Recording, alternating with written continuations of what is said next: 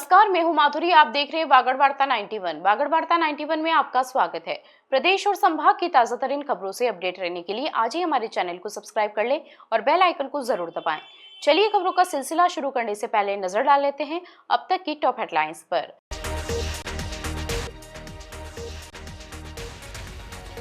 पत्थरबाजों ने निजी बस पर किया पथराव, बदमाशों की तलाश में जुटी पुलिस।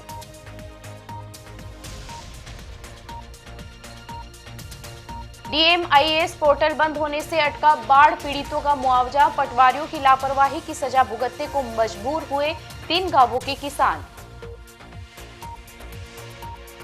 बांसवाड़ा में खाद्य लाइसेंस और रजिस्ट्रेशन शिविर का हुआ आयोजन, 30 खाद्य व्यापारियों ने करवाया पंजीयन। डूंगरपुर में एक निजी बस पर पथराव की घटना सामने आई है। सागवाड़ा से सीकर जा रही प्राइवेट ट्रेवल्स की बस पर अज्ञात असामाजिक तत्वों ने पत्थर फेंके, जिससे ड्राइवर साइड का कांच टूट गया। हालांकि बस में सवार सभी यात्री सुरक्षित रहे। घटना के बाद यात्रियों में अफरा तफरी मच गई और ट्रेवल्स प्रबंधन ने प्रशासन से आरोपियों के खिलाफ कार्रवाई की मांग की है। सोमवार रात करीब 8 बजे सागवाड़ा से सीकर जा रही एक निजी ट्रेवल्स बस डूंगरपुर के ओसेला मोड़ से गुजर रही थी। अंधेरे का फायदा उठाते हुए असामाजिक तत्वों ने अचानक बस पर पत्थर फेंक दिए। पथराव के दौरान ड्राइवर की तरफ का बड़ा कांच पूरी तरह क्षतिग्रस्त हो गया। जिस सीट के पास कांच टूटा वहां यात्री बैठे हुए थे, लेकिन गनीमत रही कि किसी को भी चोट नहीं आई और सभी यात्री सुरक्षित बच गए। घटना के बाद बस में सवार यात्रियों में दहशत फैल गई। स्थिति को संभालते हुए ड्राइवर ने बस को सीधे अनीता माया ट्रेवल्स के कार्यालय पहुंचाया और पूरी घटना की जानकारी दी। कार्यालय परिसर में टूटे हुए कांच को हटाकर अस्थायी रूप से प्लाईवुड लगाया गया ताकि यात्रियों की सुरक्षा सुनिश्चित की जा सके। इसके बाद बस को आगे के सफर के लिए रवाना किया गया।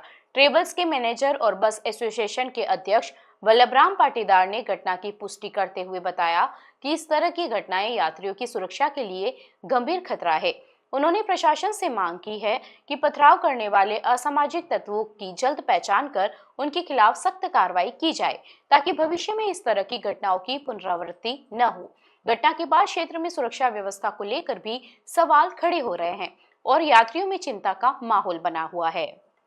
बांसवाड़ा में प्रशासनिक लापरवाही का एक बड़ा मामला सामने आया, जहां बाढ़ की मार झेल चुके सैकड़ों किसान अब सरकारी मुआवजे के लिए दफ्तरों के चक्कर काटने को मजबूर है। खरीफ फसल 2024 में हुई अतिवृष्टि से तबाह हुई 3 गांवों का डेटा डीएमआईएस पोर्टल पर समय रहते अपलोड नहीं किया गया। अब पोर्टल बंद होने से इन 3 गांवों के किसानों का भुगतान अधर में लटक गया है। आक्रोशित किसानों ने जिला कलेक्टर को ज्ञापन सौंपकर पोर्टल को दोबारा खुलवाने और न्याय की गुहार लगाई है। बांसवाड़ा के बागीदोरा क्षेत्र में प्राकृतिक आपदा के बाद अब सरकारी सिस्टम की बेरुखी किसानों पर भारी पड़ रही है। साल 2024-25 के दौरान हुई भारी बारिश और बाढ़ ने चोखला, चिरोला बड़ा और सेवना गांवों के किसानों की मेहनत पर पानी फेर दिया था। सरकार ने आपदा राहत के तहत मुआवजे का प्रावधान तो तय किया, लेकिन इन 3 गांवों के किसानों तक यह मदद पहुंचने से पहले ही तकनीकी बाधा खड़ी हो गई है। किसानों का सीधा आरोप है कि तत्कालीन पटवारियों और तहसील प्रशासन की घोर लापरवाही के कारण फसल खराब होने का डेटा डीएमआईएस पोर्टल पर अपलोड नहीं किया गया।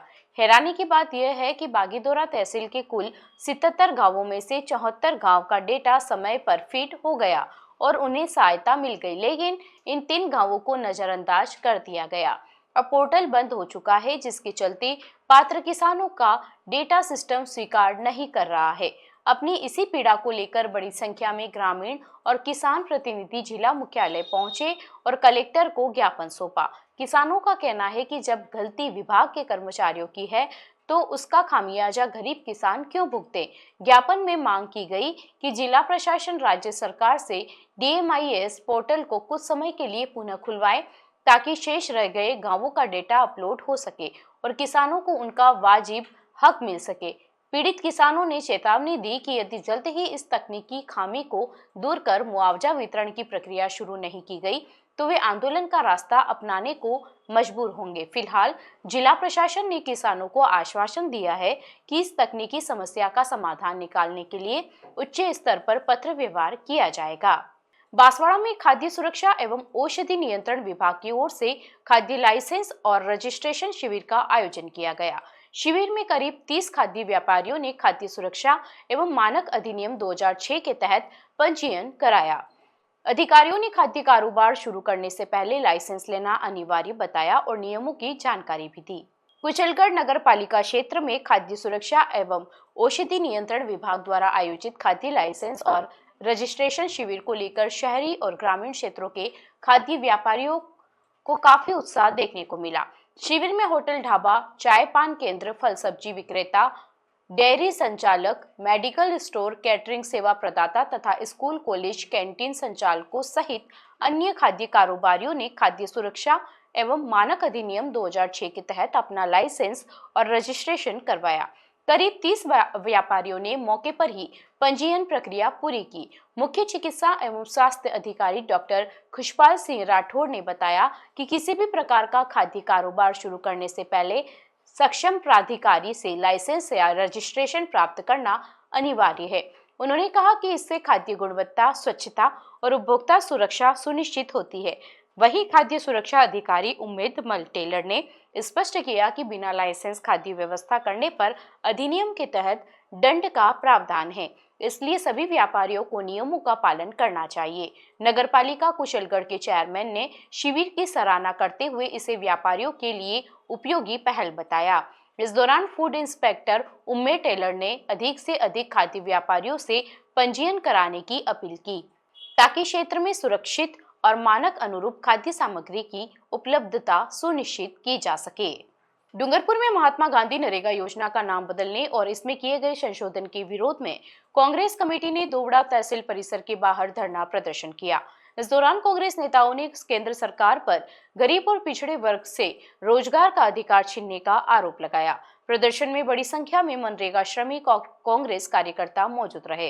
डूंगरपुर जिले के पुनाली ब्लॉक कांग्रेस कमेटी की ओर से डूंगरपुर जिले की दोवड़ा तहसील पर महात्मा गांधी नरेगा योजना का नाम बदले जाने और संशोधन के नाम पर विरोध में धरना दिया गया।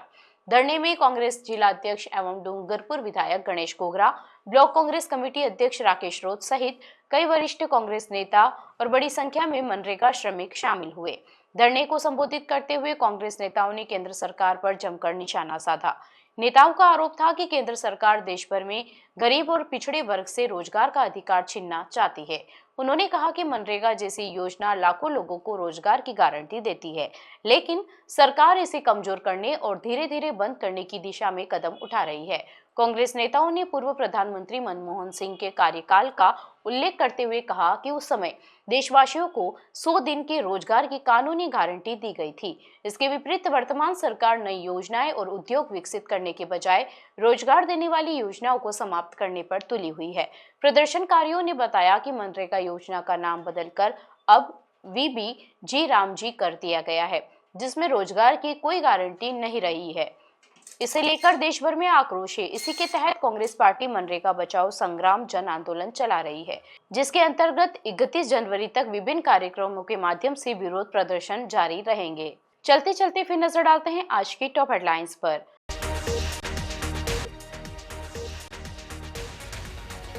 पत्थरबाजों ने निजी बस पर किया पथराव, बदमाशों की तलाश में जुटी पुलिस।